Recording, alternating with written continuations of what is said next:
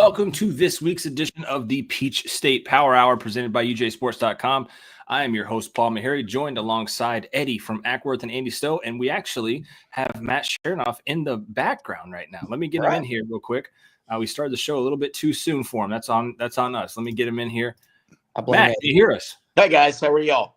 Good, What's man. up, How Matt? are you? Thanks for having me. All good. Man. Eddie, you want to introduce your big time? Eddie's a huge fan, Matt. Yeah. Matt, thank you so much for joining us. We really appreciate it. So just to introduce Matt to everybody watching, Matt Chernoff, he's host of Chuck and Chernoff from 3 to 7 on 680 The Fan. I know a lot of our listeners are around the state, so you can pick it up on the radio near Atlanta, but I use the app, the 680 The Fan app. You can use that all throughout Georgia. That's the best way to listen to the show.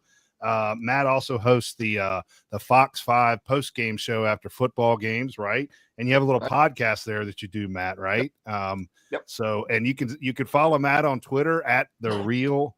What is it, Matt? Real Matt Atlanta. At Real Matt Atlanta. Yeah. So, but just personally, Matt, I've been following you and listening to you for 2 decades now because you've been on the air that long. So I really appreciate what you do. And my favorite thing about Matt Chernoff is, guys, he's like us. He's born and bred in Atlanta. He's not some carpetbagger from the Northeast that can fall back on another team when the Atlanta team craps on you, right, Matt? So I know you know exactly what I'm talking about.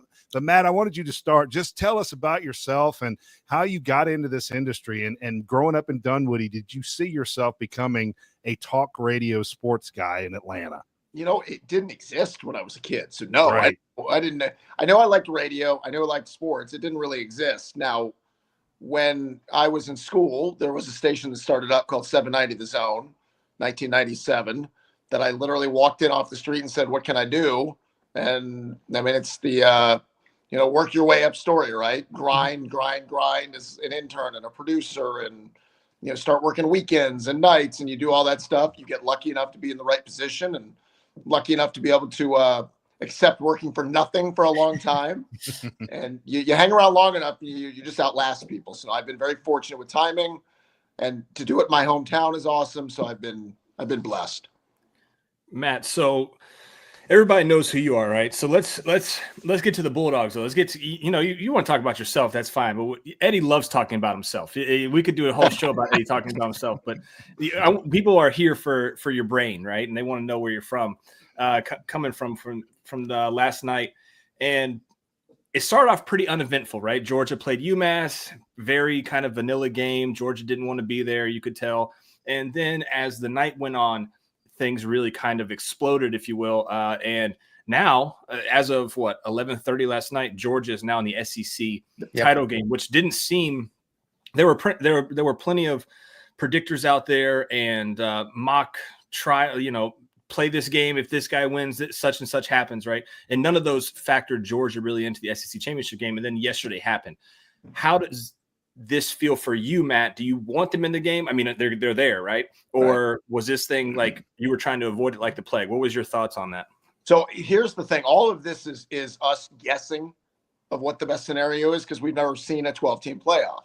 Right. My thought was, because it was going to take a lot. There was not really a realistic path when you saw that Ole Miss was going to have to lose and Texas A&M was going to have to lose and that, all the things that had to happen. So you started to rationalize, all right, don't play in the SEC title game.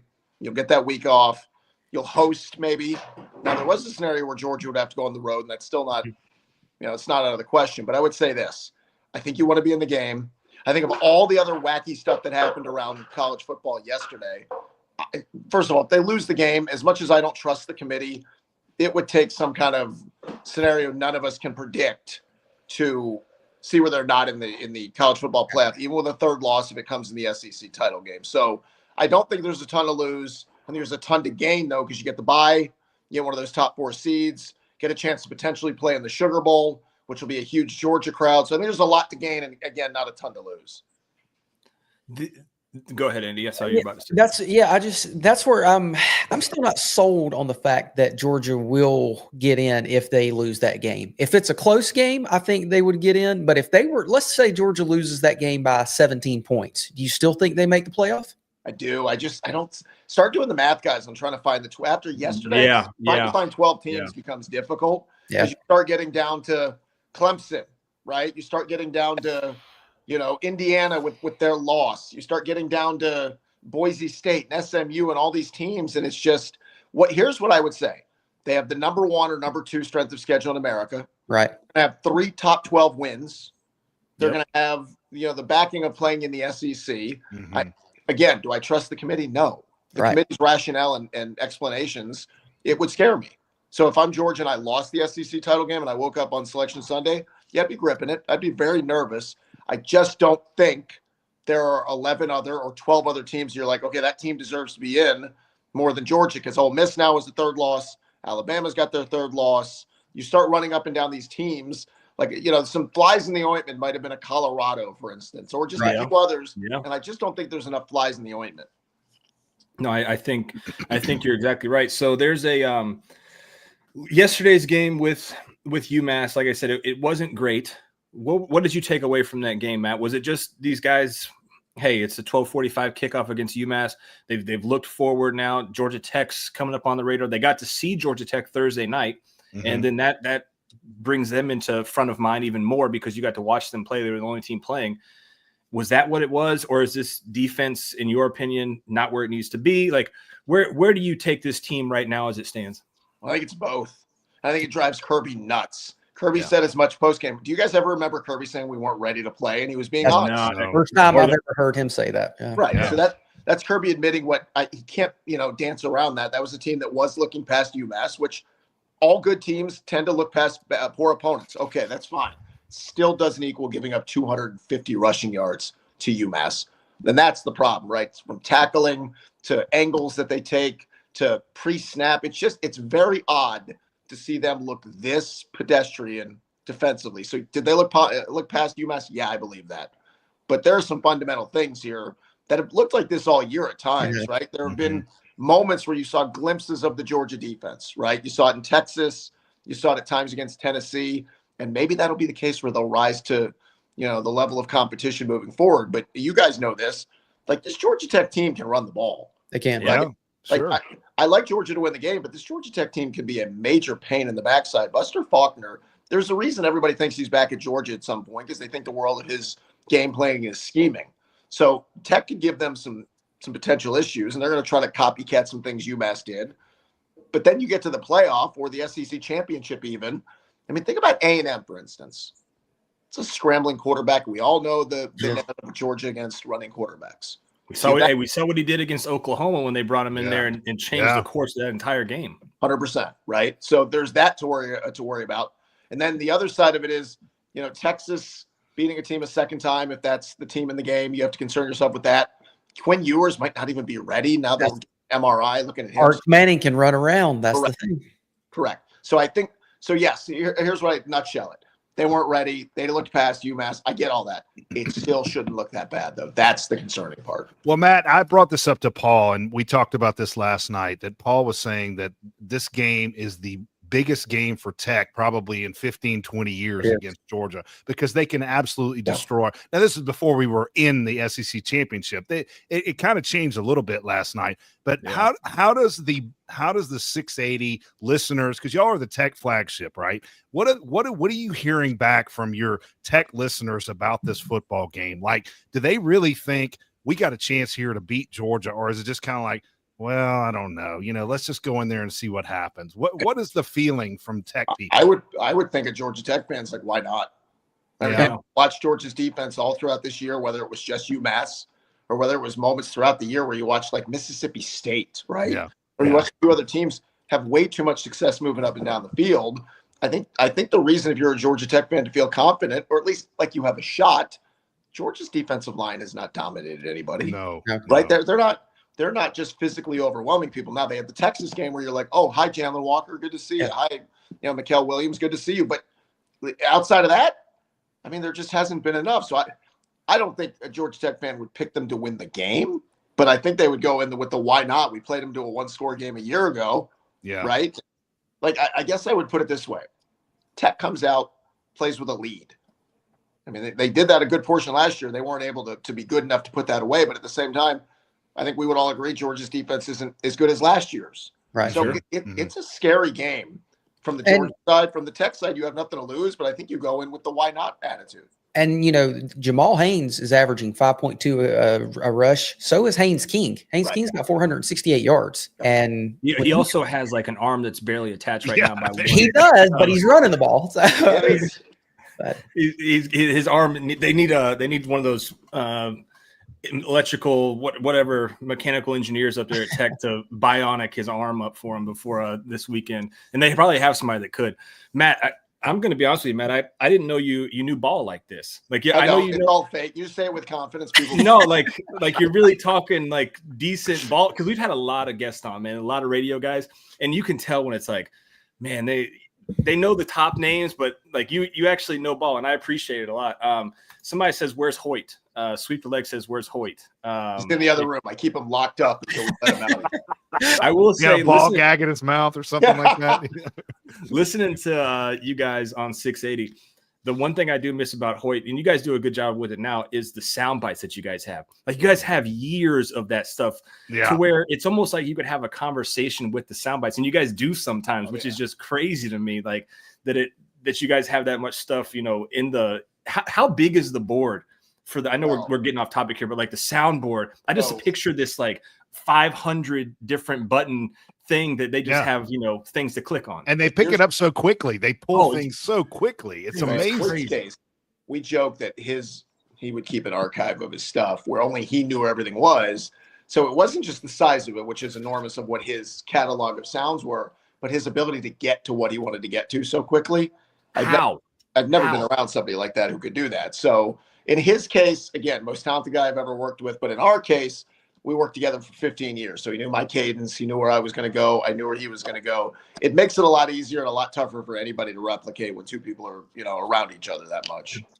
It's awesome, man. So I really appreciate that on, the afternoons, listen to that. Where just to go a little further with that. How do they pull that shit out? Like, I don't get it, man. Paul, do you think he knows how to use the mute button by any chance? I bet he does. Well, Matt, I'll just say this real quick. My favorite part of the day when I'm listening to sports talk radio is that 150 to about 215 when you guys, Chuck and Chernoff, are crossing over with Cellini and Domino, and you guys are just cutting it up, talking about the sports, but y'all get into other things too. And that's what I love about you guys. The four of y'all, I think, is phenomenal radio, just bounces stuff off each other. You got Cellini there, Domino there with his old ass, man, and you're giving him a hard time. And you're kind of that way too. That's what I love about you, Matt. You're like me, shouting at the clouds, but that 40 minutes between shows is just great radio. And I suggest everybody listen to that. It's become my favorite just because nothing's scripted. Everything's just bouncing around. We don't know where it's going, which I think the funny part, I said this to Nick the other day off air, we started wherever we started with whatever topic and then weaved our way 30 minutes later to something else, which to me is my favorite thing because it doesn't sound like anything else. And my goal is always, let's do something that doesn't sound like anything else. Doesn't mean it's always going to work. And God knows we've missed on a ton of stuff, but I'm willing to miss on something if we can take the chance of doing something that nobody else is doing. Yeah, you are. We got Alex Page in here. We got a ton of folks watching. We appreciate you. He says, ask Matt and would like you guys' thoughts as well on the Danny Cannell had to say yesterday about Chipper's response. Oh, man.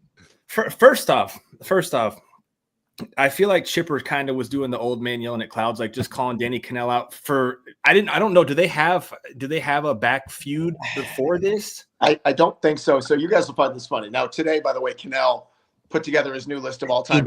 He did. Right. So he listed Ken Obergefell in there and left Chipper out, which is funny. It's a funny response. So I actually texted Chipper afterwards, whatever it was. I go, why are you paying attention to this guy, whatever it was. And he sent this long answer about, how tired he is of reading this, that, and the other. So he's going to go after him, which I thought was funny. And everybody now, Cannell wins when he does this stuff. Because I don't know. We're talking about him. Yeah. Correct. Yeah. I don't know how much he believes his own stuff, but he gets the reaction. There's no way on some of the stuff that he tweets out that you're like, Danny, really, like you really believe what you're tweeting out here. But you're right. It's all for the reactions. And then for Chipper to come at him like that, he was looking at his phone last night like, oh dear God. Well, there's also a chance of Larry Brown too. So a couple. Yeah. But I'll say I thought Josh Pate's stuff with Cannell was great. Because to me, Josh Pate's as good as anybody talking college football and SEC. So I don't think Cannell wanted to get into that battle, But I Yeah. thought those two, it was good. But I love any of that because none of this stuff matters. None of this stuff is serious. No. So anytime we can go back and forth with each other, as long as everybody realizes it's not life and death, so what? Yeah, Danny Cannell has figured out that it rubs people the wrong way, and he can get under their skin, and even he'll do his little, his turtleneck. He does all that crazy stuff just to make people mad, and he's great at it. He is. I mean, even when he was in Athens that day, he was tweeting about riding down through here, something about the national championship banners or something. I mean, he just loves taking shots and stuff. So. Well, he realized the anti-SEC angle is always going to work for people. It is. Yep. Well, and the thing is, he can't do much Florida State talking this year, so he's having to when you want to talk about a team, Matt, and this is completely off the cuff here, but a team that just went from hero to zero in a year. When was the last time you saw a team do something like this? Yes, I don't know that we ever have if we have any kind of reference point for a team that was yelling about not being in the playoff because their quarterback injury and how unfair it was to this. Yeah.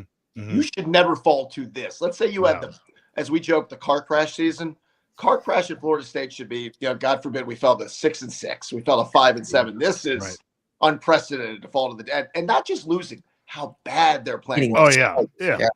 Well, how bad is Florida going to beat them this week? I think Florida is going to blow them out. And this is a Florida team. 3 weeks ago, their coach was fired. Right. Mm-hmm. But what a great finish for Napier to get that win last night. Yeah. To get his extension. To now potentially, if he takes care of Florida State, they go to a bowl game. I don't know what it's going to equal, but they'll feel like the needle's at least pointing in the right direction for the first time in a while. As long as someone doesn't come pay DJ Lagway, because that guy's going to be back channeled so much in the offseason. Matt, we've talked about this a lot with just about every guest we've had on, and I don't know if I've heard your opinion on this. Maybe I have on the radio, but what is your opinion on this kind of pay for play?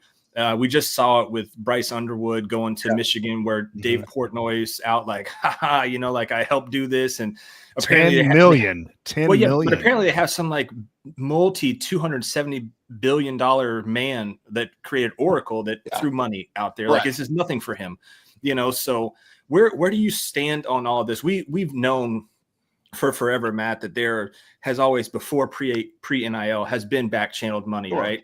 And we've heard the stories of kids' parents getting paid in poker chips and going to a casino and cash. Like they're out there, right? But now it's free. It's how much money can you put up? And now they're even putting up something in the house where there's going to be a salary cap soon. What is your thoughts on all of this? So there's a lot here, but I would say this.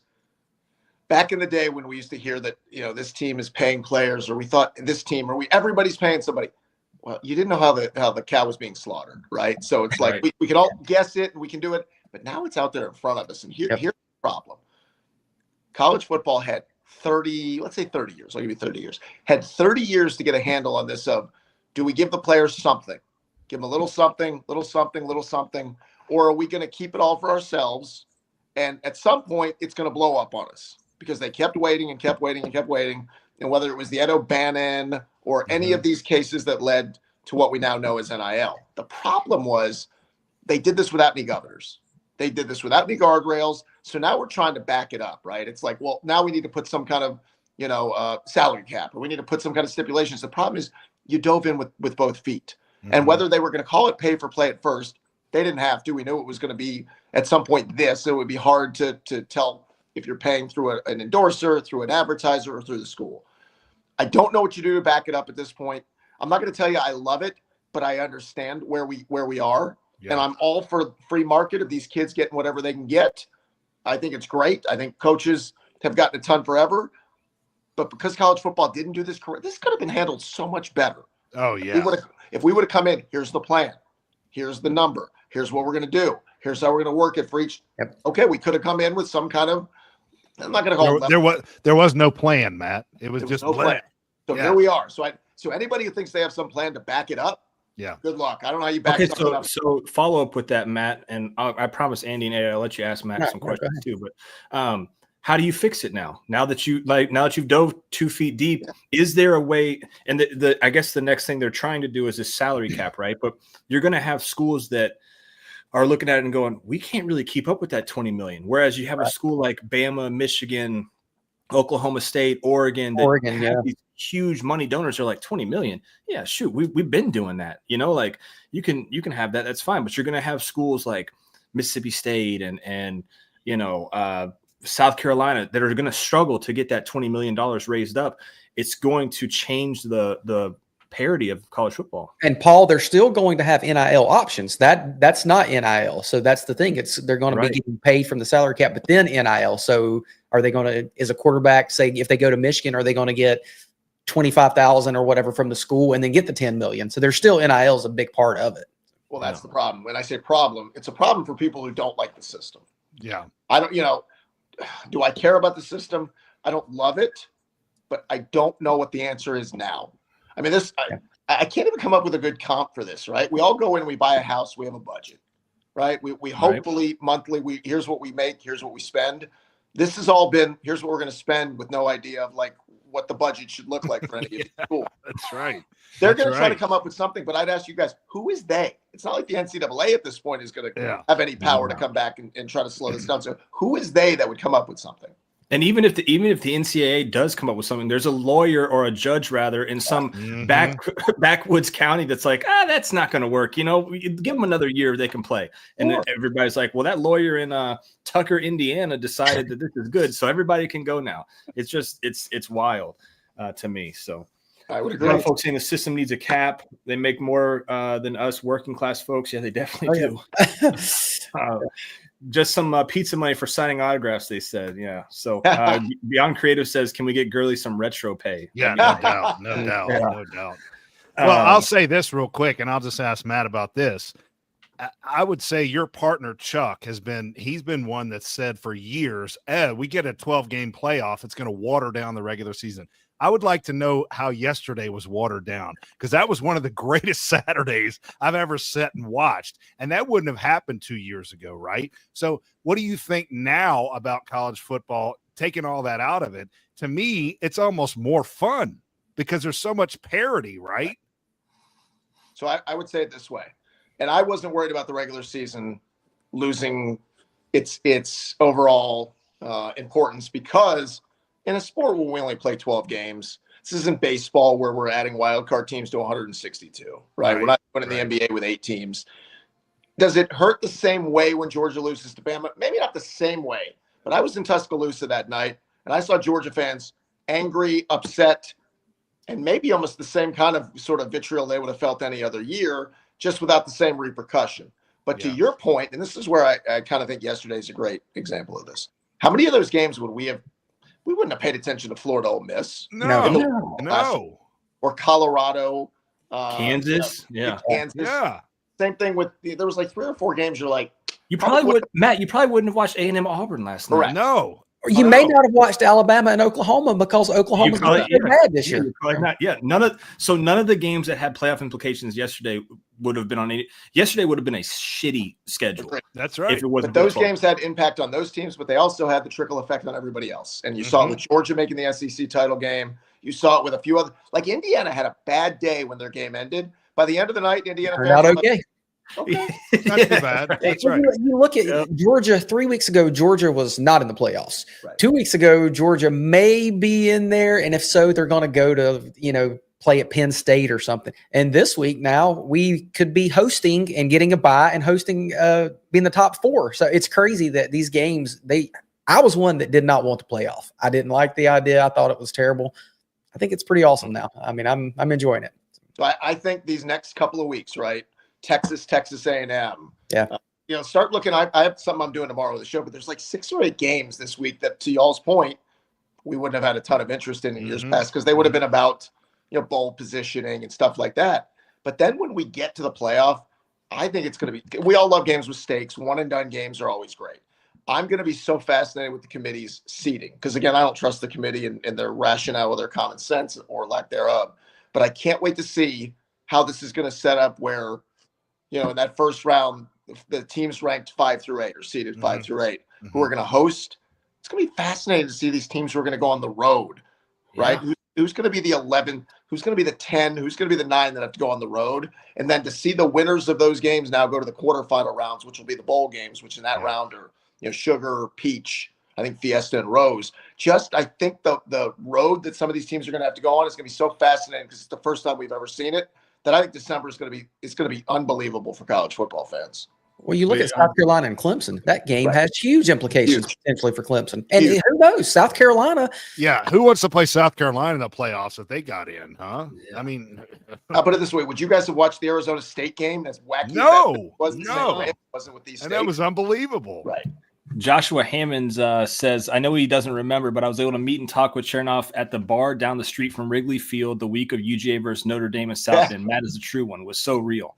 You remember Joshua Hammonds, Matt? I You love remember that? We had a great time. No, I will tell you this though. That trip did a lot for me, but that trip was as fun because it was the perfect storm of we were at a bar at Wrigley on Friday night, went to the Cubs Brewers game. Ben Stooley's on the field throwing out the first pitch. Yeah. We go to Georgia Notre Dame on Saturday with that sea of red that took over South Bend, and then Falcons Bears on that Sunday. It's like that's a bucket list trip.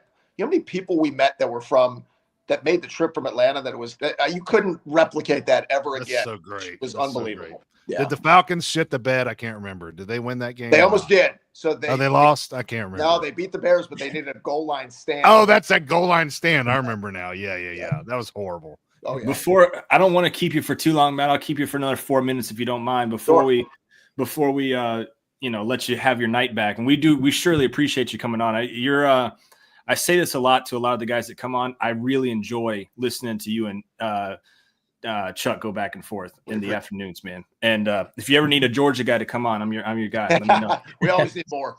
Yeah. So Falcons off this week. In 60 seconds or less, Matt, what is this Falcons team? Because they've bought me in, right? They've brought me in on some games. That Bucks game. I mean, Kirk Cousins if you were on our show over the summer, I was like, dude, you get Kirk Cousins, I'll buy season tickets. He was the man. But here's the crazy part. Eddie was all in on Michael Penix. And so after they drafted Penix, we're sitting there with Kirk and Penix. We're going, what the hell is this? Like we both got our guy, but we don't need both of them. Where do the Falcons kind of go from here? Are they a playoff team? And if so, I guess we'll get a home game. Like where are we with this team? So here's what I'll say. As we sit here at 6-5 right now, that's about the ceiling for what this roster should be. It doesn't mean they couldn't have a better record, but this defense is so poorly coached, right? The pass rush is historically bad. So anytime you put those two things together, it's going to be hard to me. At 6-3, people started to get overly confident about what that team was. Yep. And I trust me, I have a love-hate relationship with that team. Yep. But at 6-3, I said, guys, just be careful about one thing. At 6-3, they very easily could have been 4-5. That's the NFL. Everybody can do that. You could have lost the Philly game if Saquon catches that pass at the end of the game. Yep. You had the coup 58-yarder to beat the Saints. You had the coup field goal at the end of the Bucks game. But at the same time, Coup had the bad game against the Saints. Yep. Now he can't kick. Right? You can pick all those games. Are they a playoff team? Potentially, because the division is still kind of, mediocre at best. But Watch out for the Bucks, Matt. The Bucks. You have a 1-game lead, but you have the tiebreaker. You have the tiebreaker. This Charger game, it's the least emphatic must win that I'll give you, and here's why. It's not a must, but it's a must for a couple of interesting reasons. If you drop the game at your third straight, you're going to get the questions about collapses. The Bucks could be 6-6 and tied with you after that week. You're running out of home games. The Falcons have to prove they can beat good teams. Like there's a lot of things that Charger game could mean to them, because after that they go to Minnesota. They still got games with Washington. Like there's still some potential speed bumps along the way here. Mm-hmm. If I was betting on them, and God, I hate betting on the Falcons.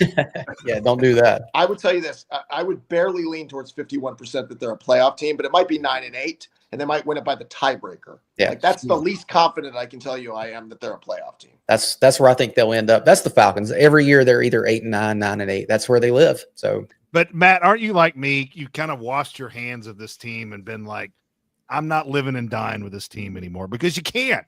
Right? I say this team lives to kick you in the nuts. Sure.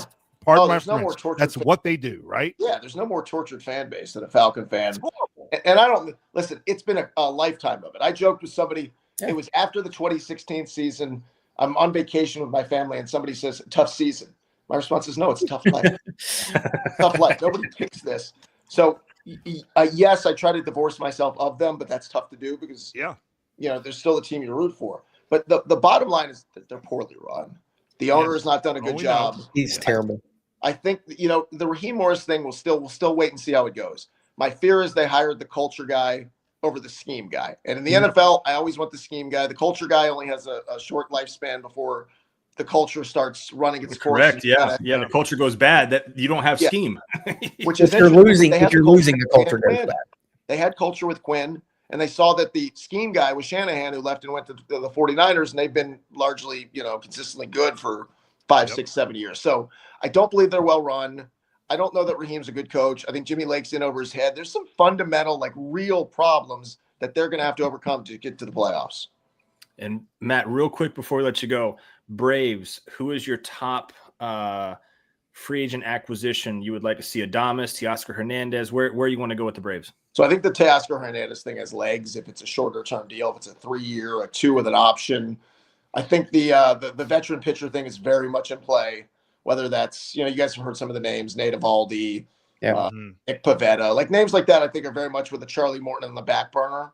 So if Alex can, I think he wants to add a veteran starter. I think he'd like to upgrade short or left. But the Adames thing, I just don't think that's – put it this way. I always say the Braves, the reason they made the playoffs this past year is because of their philosophy.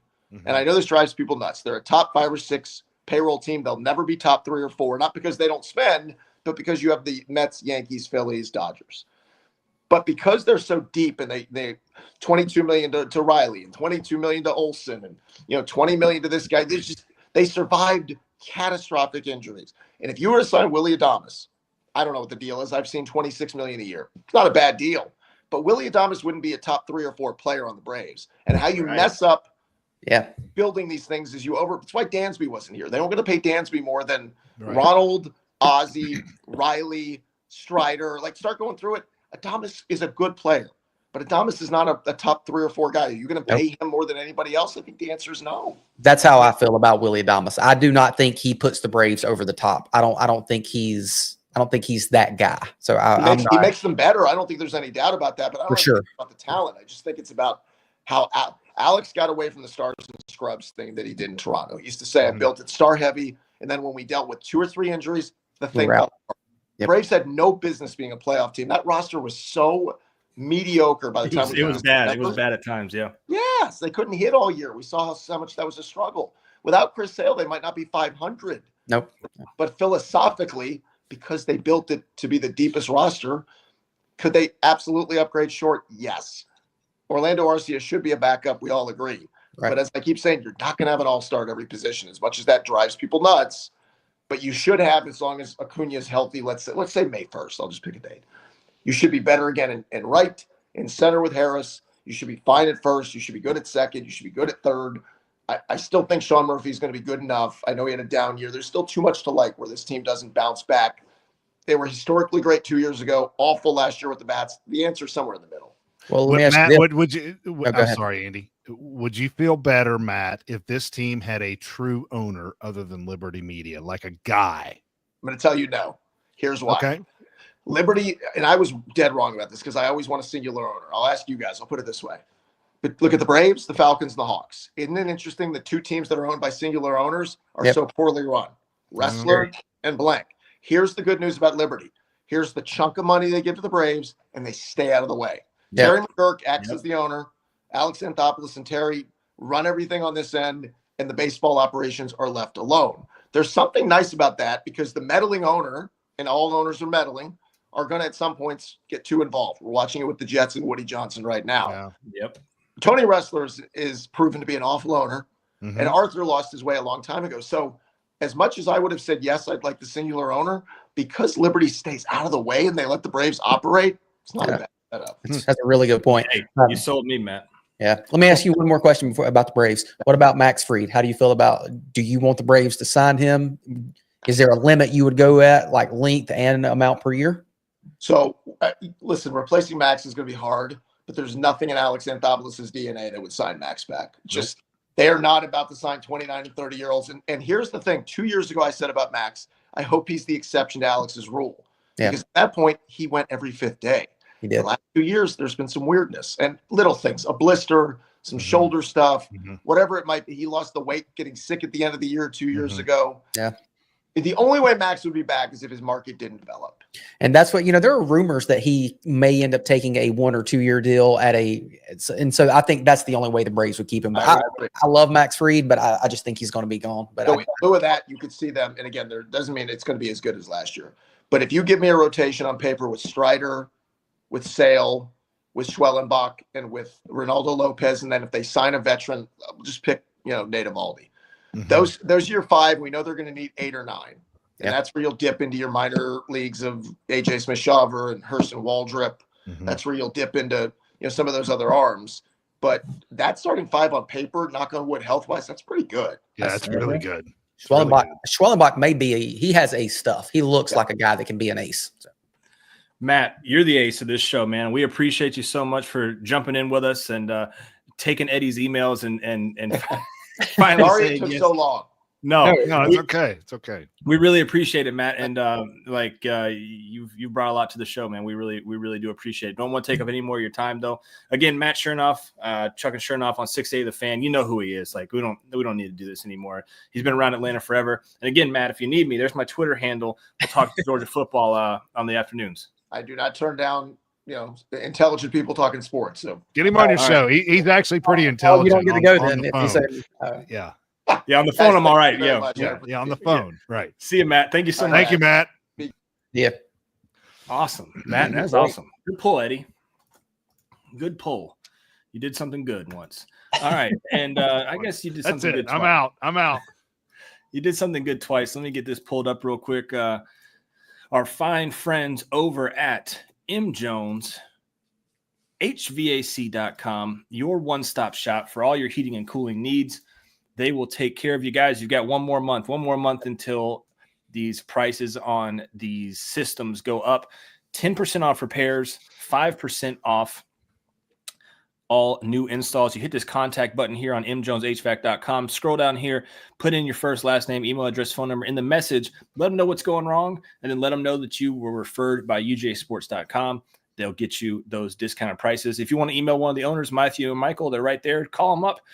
They will take care of you. Andy, every week I ask you, it's getting cold this week, brother. It's going to get, there's a chance the heat comes on this Friday. It looks like it's 29. It's going to come on. It's definitely going to come on. And when it does come on for the first time, because you've waited so long, you will need to call M. Jones Heating and Cooling. Yep. So they'll be there for you, and they are there for us for our M. Jones Player of the Game and Play of the Game.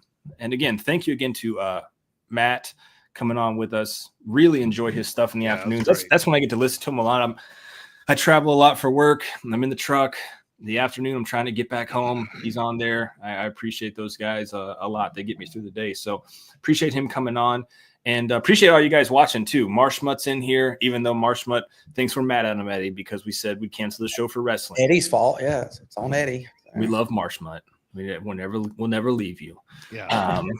So your M. Jones Player of the Game. We're gonna go first to Eddie from Acworth. He brought on Matt this time. I'll take the reins. My player of the game, Arian Smith. 3 catches. Doesn't sound like a lot for 110 yards and a TD, but Paul, we talked about this last week. I think it was. There's always a play in the game. You're like, oh my God, there's Arian Smith. Massive catch down the field, right?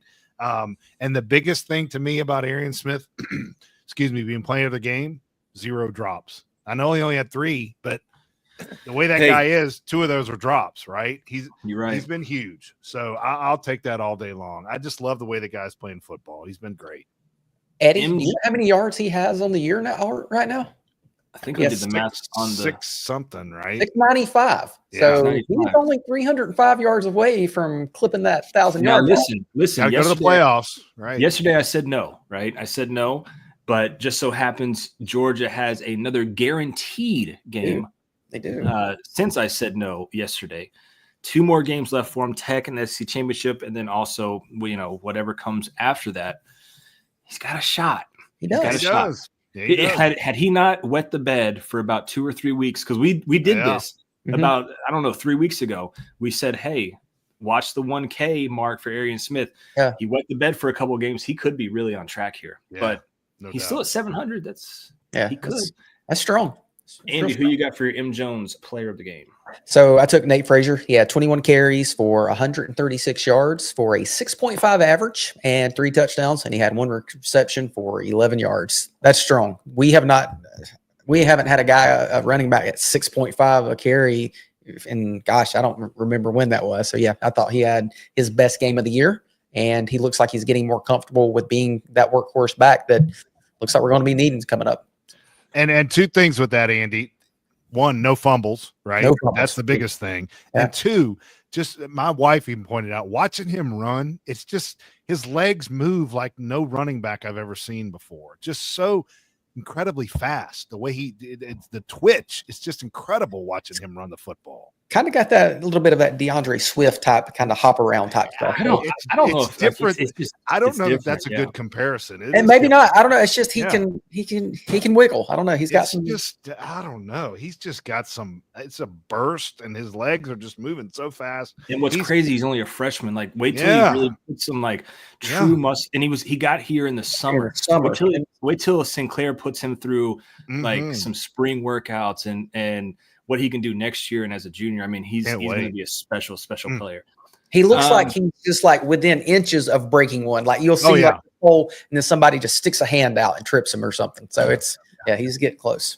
So the low-hanging fruit here is Carson Beck. And I think we all can agree that Carson deserves a player of the game. He does. I'm not taking Carson though. And I'm curious about this. I can't wait to hear Why? This. Because I really was thinking about who this might be, but go ahead. I can't wait. So my player of the game is none other than 97 Warren Brinson. Oh, okay. And the reason being, Christian Miller goes out, right? Yeah. We don't know the status on him. Hopefully he'll be back for the Tech game. We should learn more tomorrow in Kirby's press conference at noon. But Warren Brinson comes in. He gets the sack. He clogged up the middle. And this is a guy, I said this on last night's show too. Him, Stackhouse, Zion Logue, Tramal Walthorpe, they were all just kind of depth pieces, if you will, in their classes. Jalen Carter came in with those guys. Jordan Davis, Trayvon Walker. These guys, you need these guys to build a program, but you never really wanted to fully have to rely on these guys. And Georgia has to. And Warren Brinson has answered the bell tremendously. Shout out to Warren Brinson. He is my player of the game. Yeah. And so that's where I went with that one. Carson Beck was an easy one, and I think we all can just give it to him, right? Yeah, but, I'll go off the cuff a little bit there. As far as the M. Jones play of the game, Andy, we'll go to you first. Okay, so my play of the game was in the second quarter. There were 43 seconds to go in the half, and Beck hit Arian Smith for the 34-yard touchdown pass. And at that point, it's kind of when Georgia took over the game. You felt like they had sort of weathered that storm that UMass was throwing, and they took over and ended up blowing them out after that. What you got, Eddie? That's what I was talking about when I mentioned Arian Smith, right? There's always that play. You're like, oh, he kind of changed the game. There it is, right? I'm going to go with Chris Cole. I just thought that was so cool, that scoop and score, right? Yeah. And that was right after he had, I think, put a guy in his grave. He had demolished a guy on the edge, right? He's going to be special. But that's my favorite part of these types of games is to see younger guys like Chris Cole, like Cole Spear, like Sokovie White getting in the football game, making some plays, and we're like, ooh, this guy might be special in a couple of years, right? And that was, you could see it when he scored. The team went bananas. Yeah. And that's what I love about that. They're just all for these younger kids. Cool play in the game, Chris Cole. Chris Cole looks like he's going to be one of those guys that can lead a defense. Yeah, he's got a little bit of that. He's got that swagger. He's got that ability. No doubt. So there was a play, was it in the second quarter by KJ Bolden? Forced a fumble. Yeah. And that was as crazy as it sounds, UMass had a little bit of momentum, and they did score in their next possession, but Georgia needed that play at that exact time. They forced a fumble. It was recovered by Raylan Wilson, I want to say, and Georgia was able to kind of capitalize and turn the momentum because, let's be honest, UMass kind of had the mo right there for a little while. They did. And they needed that turnover. Now, they didn't stop them on the next drive, but again, that turnover there was my play of the game. None of these plays, probably the biggest play of the game that we'll think back, and we might do like a show on this maybe. best play of each game, right? Most memorable. Probably, I think Eddie's got it for this game. Chris Cole scooping and scoring that thing. Yeah. Seeing those young guys, that's probably the play for this one. So, hey, you know what the honorable mention was, though? I'll just point this out. I loved when Malachi Starks took that punt and the guy came up on him and he just went, that was a good one. And just juked. And now it was only 18 yards. It wasn't a huge return. I thought he was going to house it, but that got the team fired up when he did that. He just threw that guy off him and took off. That was awesome. That actually that might be one of the more memorable ones as well. So it's a tie. Speaking of memorable, guys, the All-State Playoff Predictor over on ESPN.com is up, and we haven't gone through this yet as a collective group, and I haven't even done it this since it's been updated. It says last updated November 17th, but I think it's updated a little bit more since then. But anyways, we'll run through this real quick, guys. This is it's over on ESPN Playoff Predictor. You can go down here, pick your team. So we're going to pick Georgia, okay? Okay. It says choose the winner of the team's toughest matchups. Well, it's only one left. We're going to say Georgia wins this one, guys. Okay. Will Georgia win its conference championship game? Now we can play this out either way. We can maybe go back and say no if we decide to. Which way do you guys want to say first? Yes or no? Yes. We'll just start yes. Okay. You click yes, and I have no. So I'm clicking no through mine. So okay. To make the playoff, 99% first round bye, 99% to host the first round. They wouldn't have to because they would be a first round bye. They would have Georgia as the 3 seed playing against Alabama. How is that even? That's not happening. Look, this is updated, man. It's because it's got South Carolina in here too. Yeah. Well, see, that's what South Carolina has they have an outside shot at getting in this thing. James says this is how the committee ranks the teams. They just go to the All-State Playoff Predictor on ESPN and do this for each one of them and see which one they like. So, Paul, when I clicked no, and it gave Hold on. We'll do no. I'll do no. So right here it has Georgia getting that bye, winning the SEC championship, then losing to Alabama. And this has the predictor chance of Notre Dame. There's also not what you expected, ? There are 200,000 simulations, so try again. So let's go back up here and let's hit no. Okay. Georgia does not win that championship game. This is where it gets a little crazy because right here, I'm not going to scroll down just yet. Right here, there is an 11% chance Georgia does not make the playoff if they don't win that SEC championship game, guys. Okay. But you're also not getting the first round bye anymore. That's out the window. That's a given. Yeah.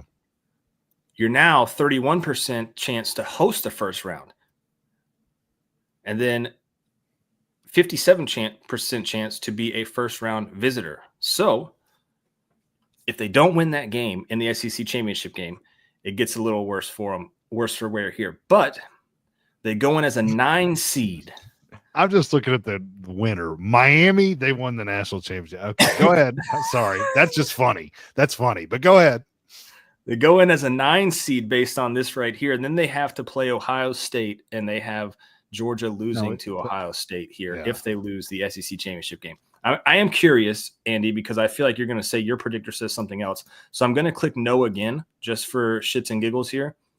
And there they go. They're playing Indiana again. Just so happens they lose this time to Indiana in that game. That's what mine said. Ooh. Well, mine is a little different. Mine has Tennessee beating Penn State, and it has Tennessee beating Miami to play Texas and Ohio State and Oregon. But you notice they're putting that Ohio State beats Oregon in these. That's what they think, that Ohio State's going to win the Big Ten.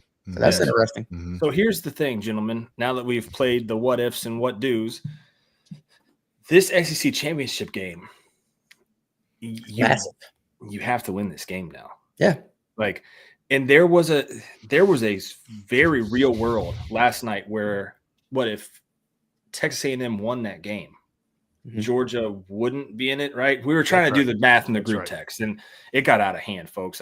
There's us three, and there's a couple more guys in that thing, and it just it got a little much, right? Yeah, my brain got tired. Eddie called me Mensa boy. It was but to be honest, it does. Your brain kind of goes crazy with all these scenarios. The problem for Georgia is, though, I feel if they lose this SEC championship game, there's no way they're getting a home game. No. No. And All right. they're going to have to play that game right after the SEC championship game. Yeah. There's no, this couldn't have gone. There's two ways this could have gone. If you're a Georgia fan, you love it because you're in the SEC championship game, and you have the possibility to get the bye. So there's like this super far, the best possible outcome, guys, is you get the bye, you win the SEC championship game, and then you can scout both the teams that are coming to play you. Kirby has time to scout the teams that he's playing. He does great. Mm-hmm. But then it shifts to the complete opposite of, oh shit, we lose this game. There's a chance this committee doesn't even put us in, for one. Mm-hmm. And if we do get put in, we're 1,000% on the road, and what likely is a Penn State, Indiana, cold weather ass school. There's no in between here, guys. So yeah. Did you guys watch College Game Day? Did you watch on Saturday when Desmond was talking about? He said, "Yeah, I want to see what these SEC schools can do if they come up north for the playoff." So yeah, he's already calling them out about it. So, but look, we get cold here, and I think Brent Rollins, he's in the background right now. He brought it up. He said, "Look, it gets cold in Athens too. It does, sure." When it's snowing, though, well, you're playing. I feel like it's. Well, I mean, everybody says that. Does Penn State practice in the snow all year? No, they exactly. don't. What I'm saying is, at least they understand a snow game. Georgia's never played in a snow game with this team. Understand it. What does that mean? They understand a snow game. They understand. What does that mean? They know the snow that's coming out of the air. Oh, okay. They get it. I see those snowflakes. I get that. I mean, come on. They still got to play in it just like we do. It's the elements. We would beat them. We would beat Penn State or Indiana in the snow. And think about how cool would that be? That'd be awesome to see Georgia up in a snow game beating Indiana. But that's what I'm saying. What I'm getting at here, guys, is you either have the best possible outcome if you win this SEC championship game, or there's a chance you don't make it now. Yeah. Whereas if things played out like they should have last night, Georgia probably was a home team in the first round. Yep, hosting. So let me ask you guys this right now, point blank. We beat Tech. I'm saying we beat Tech. Yeah. We lose. I don't care who it is. We lose the SEC championship to either one. Is Georgia in? Yes or no? I don't want percentages. Yes or no? There's too much that's going to have to happen between now and then, Eddie. I can't give you yes or no, because had you asked me that at 4:00 yesterday, it would have been a totally different answer. You saw 6 different teams shit the bed in the final segment of last night's games. So yeah, because I guess what you're saying, because Tennessee goes to Vandy, that's no gimme, right? They could lose that game. Bama could lose to Auburn, right? I mean, absolutely. So who's that other team? Well, what if South Carolina beats Clemson? Then they're going to have because we haven't played them. South Carolina's out. They're out if that happens. No, if South Carolina beats Clemson. I know Clemson's out is what I'm saying. Well, Beyond says our schedule is our collateral into the playoffs. You think that, Beyond? I don't know if the committee agrees with you. Yeah, I don't know if I they agree with you. The committee doesn't agree with that. Brett Weimer says, do we deserve to be in with 3 losses? I think so, because you're going to have some 3-loss teams in there, I think. Not if the third loss is to Tech, though. Well, it doesn't matter. If you lose that game to Tech and you win the SEC, it doesn't matter, right? So there you go. That's 3 losses. So there's also a way where this helps you, that you get a little buffer just in case you slip up against Georgia Tech. That's right. Yeah. Because had you slipped up against Georgia Tech before last night, you were out. Who do y'all want to play in the SEC championship? Does that matter to y'all? Oh man, I think it's really tough to beat a team twice in a season. Okay, I think it is too, but I don't know that Texas is a team that I'm scared of. I'm not scared of Texas. What if Quinn Ewers is out and it's Arch Manning? Because I know the gentleman coming on is going to say we're in trouble. I think Arch can run, but he's also a true freshman starting in the SEC championship game against the Georgia Bulldogs in Atlanta. I don't know. That could be pretty tough. Arch isn't a true freshman. He's been around. Well, this is his second year, but he's not inexperienced. Yeah. That's right. Yeah. Yeah. So before I give you my answer on that, because I do have an answer, I'd like to bring on the doc and see what his answer would be for this. What's up, doctor? You're muted. Mike's jacked up, Doc. You have this PhD degree, but you can't get your mic working. That's crazy. No, it's not working. I'm really not messing with you. It's not working. While we're waiting on Doc to say something, I will say, There you go. There you go. What we got? I unchecked the reduce mic background noise button. Whatever. Damn, maybe your mic said you're just background noise. Maybe your answer was just background noise. It wasn't true. Much It wasn't real. My answer was A&M, by the way, and it was yes. And I came because your cohort there, Mr. Eddie, asked if I would come and talk about this specific question because I think. Oh, well, shit! I didn't know that. I would have put you on 10 minutes ago when you were in the back. I thought you were promoting Film Don't Lie. So there actually is no Film Don't Lie tonight. I'm going to do. Eddie, you could have texted me something. I didn't know that. Brent didn't tell me that. Don't throw me under the bus. Hey, Brent's in the back just waiting for this one question that we're asking, and now you're going to bring him on. What? So it's my fault. All of this is my fault. God, that's crazy.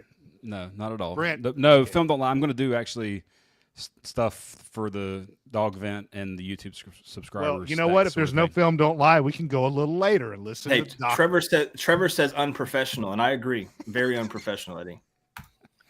I do think the answer is A&M, though. I think that's who you want to play because Texas has a championship caliber defense, and to me, the only thing that's I think what's going to stop them is Quinn Ewers. I just do. You watch them, and he just, especially Sark has to create everything for them. He'll make a play occasionally on third down, but it's not down the field. Arch gives them a down the field element. I think I was looking at the numbers. Ewers is like 28%, something like that, downfield throws, 20+ yards. It's only about a third of his throws are over 10 yards. Everything's short. And with the way their defense is, if they just get a couple explosives a game, they're going to be ahead and or be sort of dictating the pace of the game. And I think Arch brings that. And like even middle of the field, the one thing I did look, middle of the field, Ewers, 3 of 17 on throws over 20 yards. Wow. And it was this past weekend against Kentucky. There's a couple easy touchdowns. That one he just lollipopped and the receiver had to slow down and stop, and the DB knocked it, and it was an easy touchdown. Like I just think he holds them back, and that's why I don't want to play him. I'm not sold on Marcel Reed from A&M. Just not sold on him. I think he's going to be really good, though. He's going to be really good. Oh, yes, but I'm not sold on. I'm not sold on him leading a team against Georgia in the SEC championship this year. I'm not sold on that. I think he's got really good legs. Yeah, he can run. But his passing is not there yet. It will be, like Brent said. It will be like by the time he's a junior, the kid's going to be a freak. Yes. But I just don't see it. That's why I would take A&M. Plus, also Brent made an excellent point. Texas defense is legit. Texas has some wide receivers that are legit. A&M has a couple guys, right? They still have some guys left over from that Jimbo class that are still around that they paid good money for. But I'd take A&M in a heartbeat. One other thing that you guys were discussing right before we came on, I do think Georgia still gets a home game if they lose the SEC championship game. No way, really? No. How? Explain. Yeah, please walk us through because this. of who else is there. Like it's going to be your top four, obviously SEC, Big Ten, ACC, and then either Boise or if it's Miami, I think Miami's the 4 seed. It'll be Miami, yeah. And maybe even SMU, by the way. I think they might move them up to the point where they're going to make Boise be the 12, I think. But we'll have 3 losses, Brent. And Boise still might be 4 because of the Big 12 sort of tanking. But Arizona State, Arizona State is rolling. And if they win the next couple games, I think they'll be the 4 seed. But then you got Penn State and Notre Dame. Those two are sort of 6 and 7. Right. And the loser of the Big Ten is 5. I think Georgia would be 8. Because are you going to put Indiana as a 1-loss team that just looked like a JV team against Ohio State in the one game they played? I think they will. Over Georgia. The committee values the record, apparently. Yeah, that's what By the way, if they do that and Georgia's 9 and Indiana's 8, you say thank you. We will go kick their hind end and no doubt the next week. No doubt. But we'd rather be at home. It's not going to be it's not going to be Tennessee. Georgia's going to be ahead of them, I think. It's not going to be. I don't think they're going to put an SMU at even if they lost the ACC championship game. I don't think it's going to be them. The only wrinkle would, and even if say A&M beats Texas and is in the SEC championship game, and they want to put A&M in, they're going to have what, three or four losses at that point. They'd have 4. I mean, Texas or Georgia be ahead of Texas? Yes, they're going to be ahead of Texas. They already beat So Texas. I think 8 is the floor for them. Personally, That's very interesting, because before we get out of here, I was going to ask everybody's opinion on where Georgia ends up in this Tuesday show, and I was going to say 7th. And so Brent's saying a win against Georgia Tech and then a loss in SEC championship game. They only fall 1 spot. It's interesting. Yeah, I think we're going to be in the 7. More about the others than it is about them, I think. No, that's true. When you look at the totality of it, and the guy, by the way, the guys, whatever his name is, Ward, has already said we value playing in that game, or we're really going to. They have to say that, Brent, because if they don't, then look, they can say that all they want to, but if they don't, then it's going to. I mean, teams are going to literally back out of playing in that game. Yep. Can a team back out? Could a team say, I'm not going to play in this? Can they not do that? They could, but they won't. I mean, it's a stupid thing to say. Nobody's. Yeah, but I'm saying, like, so if they said we don't care about that, I don't think a team can actually. I mean, can they legally back out? That was the question. Well, like if Miami was like, look, man, I'm not going to the ACC. Yeah. I don't know. I guess they could, right? Yeah, I don't know. It's not ever happening. Never. Yeah. The committee would be like, all right, well, then you lost that game anyway by not going. You forfeited that, so we're going to kick you out. Eddie, your thoughts on where Georgia ends up Tuesday night? Because this is always a fun one. I had them at 8. I thought they were right behind. I put SMU at 7, just for yucks and giggles. You can make a face all you want, Paul, but that's just what I predicted. And I looked at it 1, 2, 3, and 4. I put Oregon at 1, right? 2, Texas, 3, the U, and then 4, Boise. All right. 5, OSU, 6, Notre Dame, 7. I just put SMU there, and 8 at Georgia. So where did you have Ohio State? 5. Oh, okay. Penn State. Okay. Who you got, Andy? Yeah, I mean, I think they're going to have Oregon as 1 and Ohio State 2, and then Texas is 3. But I think Georgia will slot in. I think they'll have Penn State and Notre Dame above them because of the 1 loss. So I think Georgia will slot in the 6 or 7 range. Like Miami will probably be in front of them. So I would say in that 7 range. Yeah. What irks my arse on all of this is Georgia was 7-1 in the initial rankings, and they were 3rd. Mm-hmm. Miami was undefeated at that point, and 4th. It changed. They said, "Hey, even Georgia with 1 loss is better than Miami undefeated." Miami's Miami's lost lost to Tech. Miami's lost to Tech, and then Georgia lost at Ole Miss, which is yes, looking worse, but still at the time that's a much better sort of loss to me. Sure. Yeah. And I still think that Georgia should be above Miami in these rankings. I agree they should, but I don't think they'll put them there. I think they're going to put. But that's all based on who they're speculating to win the ACC, right? That's what that is. The chaos, to me, made the ACC a potential 2-team league. Yep. Because if SMU is 11-1 playing in the ACC championship game and they lose, I think they're in. Beyond says Indiana better fall as far as we did with their loss number 12. Curious to see where they put Indiana. But guys, they watch the games, by the way. They watch the games. They watch the game. If they watch that game, Indiana looked like a JV team. They watch the first drive. Bill Shanks has been bringing up a good point. He said, what if Georgia and Clemson did not play at the beginning of the year? And Clemson would they would be now 10-1, whereas Georgia would still have 2 losses, and they would have Clemson over Georgia. But we've seen what happens on the field. So that's what they're not looking at the games and the eyeball test. They're just going by wins and losses right now. Stick D says, I vote Dr. Brent to be the new college football playoff chairman. There we go. I mean, I got the credentials, I guess, right? Yeah, you got the credentials. Guys, we appreciate you so much. Before we get out of here, Brent, right here, you see that? There's a chance we could play North Oconee in the championship. Yeah. Right? We got two. We got Cartersville this week. If we do that, Brent, you and I need to go together. You want to do that? Oh, I'll be there. I will 100%. Yeah, I will too. I will do. So we'll do that together. Can I do this now? Yeah, go ahead, Paul. All right, guys, we appreciate you so much for joining us on the Peach State Power Hour. That's Eddie from Acworth, Andy Stowe, Dr. Brent Rollins. I'm Paul Maharry. Thank you again to Matt Chernoff for joining us for the first half of the show. Really cool perspective from him. I'm going to try a new thing where it automatically does the outro video here. So if you guys still see us for a little while, don't make fun of us. Thanks again. We'll see you next Sunday. See if it works.